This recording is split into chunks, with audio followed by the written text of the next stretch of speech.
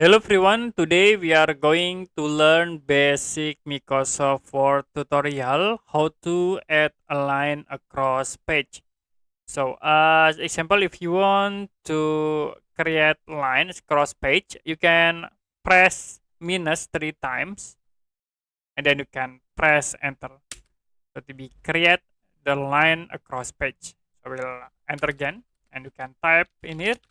So you can press enter and we type minus 3 times and then you can press enter. So to be create line across page. If you want to delete, you can move into this point and you can press delete buttons. Or if you see the lines below the text, you can select like in here. And then you can go to table menu and then you can choose the no border. So to be erase the line.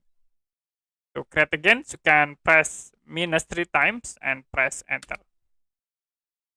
Okay, that's it for basic Microsoft Word tutorial, how to add a line across page. If you have any question about tutorial, you can comment below this video.